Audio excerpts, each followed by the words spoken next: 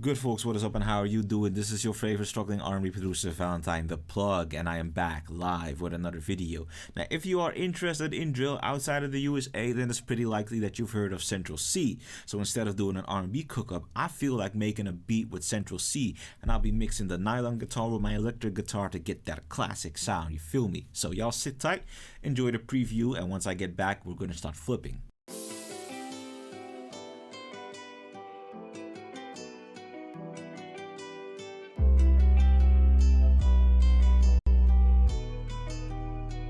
Plug's got you covered.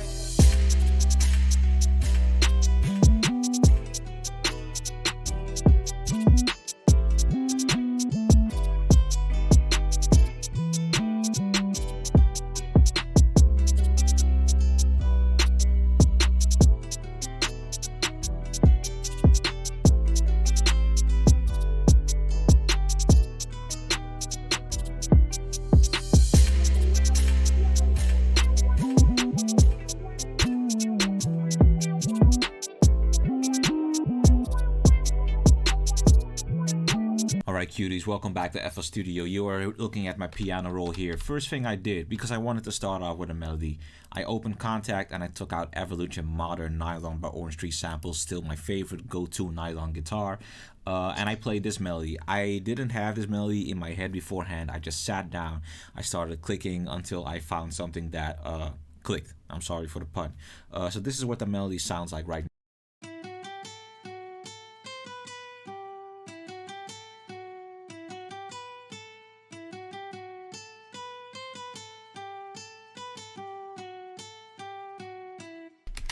Boom, super strong, super solid melody, nothing too complex actually. When you look at the movement of the melody, it's the first phrase is going up, it's going up, it's going up, it's going up, and the last phrase here lands, because that gives me the ability to cycle back to the beginning and have it sound correct. When you listen to music, you know, music has a certain logic behind it that allows it to sound correct. Things are just in place, and you immediately hear when it's not in place. You don't need to have extensive music theory, you just feel that in your body when you listen to music, unless you have no idea of how tonality and harmonics work, of course, but that also is very rare. I have a second variant of the melody that sounds like,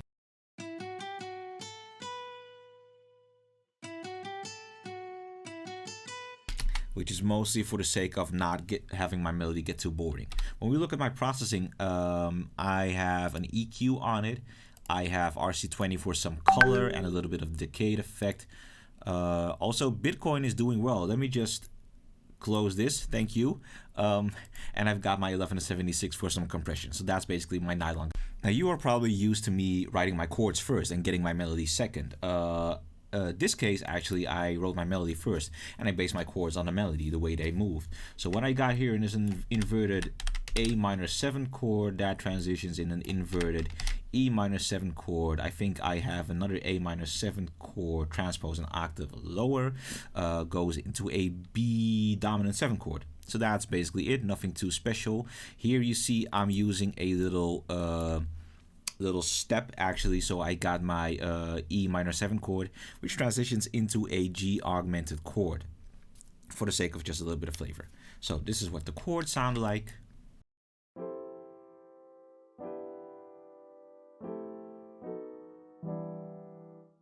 And you always, when you're writing chord progressions, you always want to add those little steps. They just make the journey towards the landing chord that is supposed to resolve that much sweeter. You know, those are those little intricacies that you gotta learn when you're applying chords. So what I also did, I took out another instance of Contact and I copy pasted my guitar melody. I was just messing around, and for some reason a little bit of wah-wah on the nylon guitar sounded amazing. So this is what that sounds.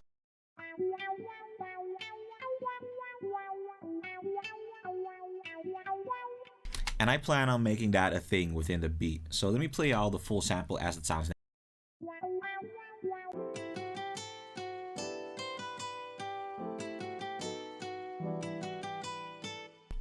But there's still a couple of things that we are going to add. So my guitar enters the fray, and there's something that I gotta tell you. When I wrote this melody, I wrote it in F minor, but I pitched it down a semitone to E minor.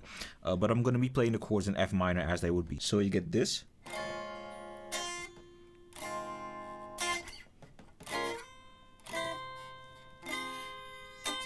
That's basically it. And I went ahead and I also played them as broken chords, arpeggios. So you get this.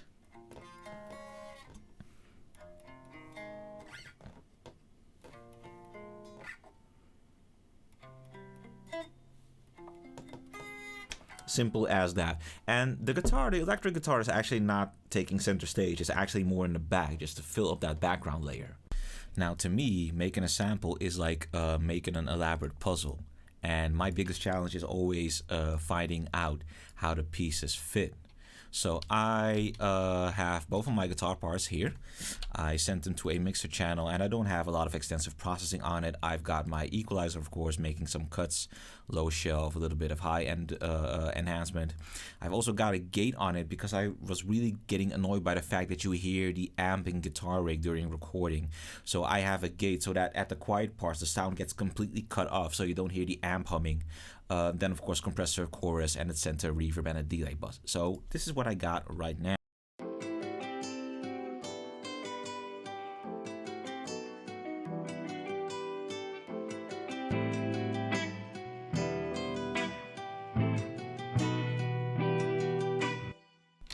Fuego.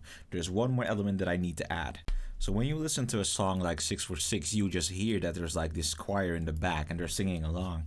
Da, da, da, da, da, da, da, da, da. So I'm gonna be using the what's it called? Distant Voices line. Yeah. And I'm gonna be looking for a kind of choiry sound that really fits my beat.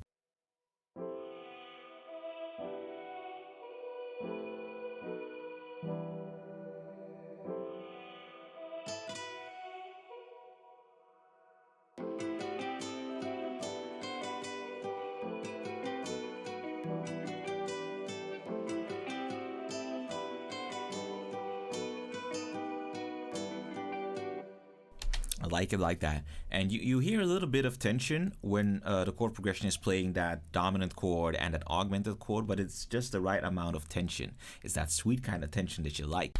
So I'm gonna send this baby off to a mixer track. First things first. Now I think in terms of frequencies it's alright. I just want a little bit of chorus on it.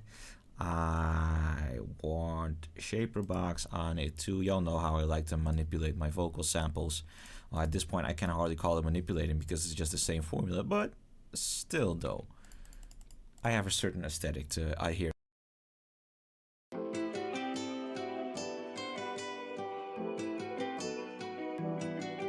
Cool. So I got me a nice little drum ensemble, and I'm also going to be opening a sampler because I'm going to be using one of the 808s that I made in Sublab, which requires me to navigate all the way towards here. Samples, no, these are not mine. Recordings, yes, all right. We're gonna go with the Reggie 808 1, and we are turning that into a dope fire 808 pattern.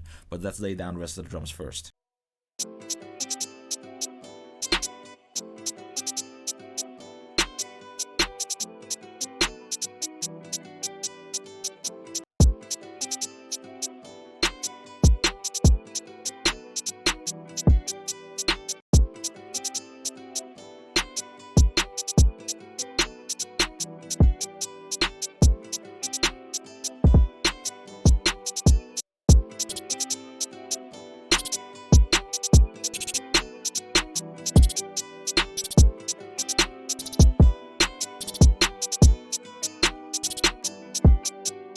All right, our foundation is solid. Our foundation is super solid. Let's do just a little bit of consolidating by adding the necessary FX. And for most of my effects, I go to Ghostie's kit, but there's a particular effect that I need. It's a transition effect. I think it's this one. Transition effects are super important for letting your listener know that they're in a different part of the beat of the song. You know, let's see. Ghostie, Drill Devil. There's this gunshot that I just love. Gotta stretch it to time just a little bit.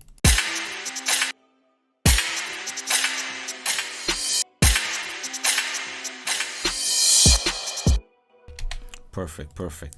And of course I need a crash. I need some crashes.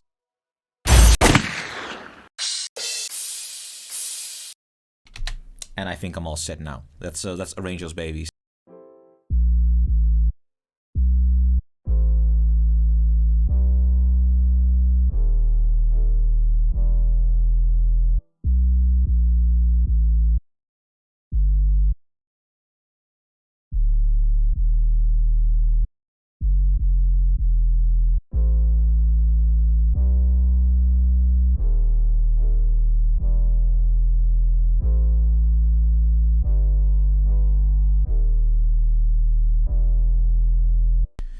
Now, don't y'all worry, I made another pattern because of course we do need our slides. So let's get to that, okay?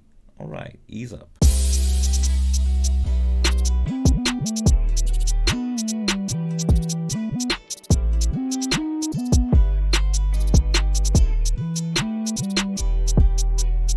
Now, I just gotta say, there isn't any particular way that I approach slides. There isn't some strategy, some logic.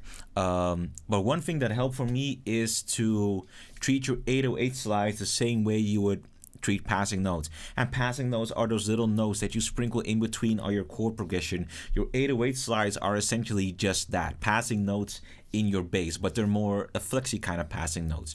So if you approach them the same way, I'm pretty sure that you can just make good slides based on feeling alone, because I make them based on feeling alone, not based on logic or whatever rational thought process. It's just I just put them there and I see if they sound good or not.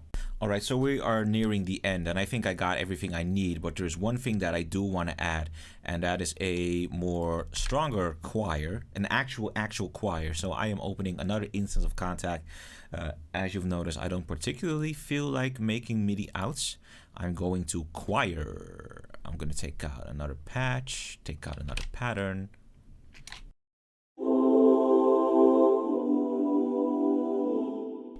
Perfect, what I need. So y'all can see I've sent it to another mixer track. I got my equalizer, I got my chorus, which I turned off because I don't particularly like it, and I've got shaper box. So we're gonna put it underneath this baby, which is where the WahWah nylon guitar plays and where I imagine the first hook to be. Let's check it out.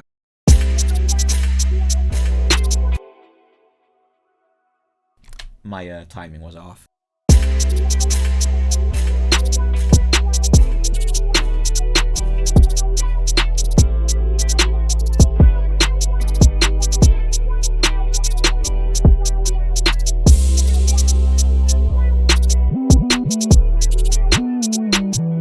Y'all, I think we have an amazing beat, and I think this is where I am able to call it a day because I am super satisfied with what I got right now. So let me know if you genuinely think that this is a Central Cee type beat, and if you disagree, then I would love to hear which artist you think fits on this beat. Either way, thank y'all for watching. I hope y'all had fun. I hope y'all were entertained. I'm gonna see y'all in the next video. Y'all be easy. Peace.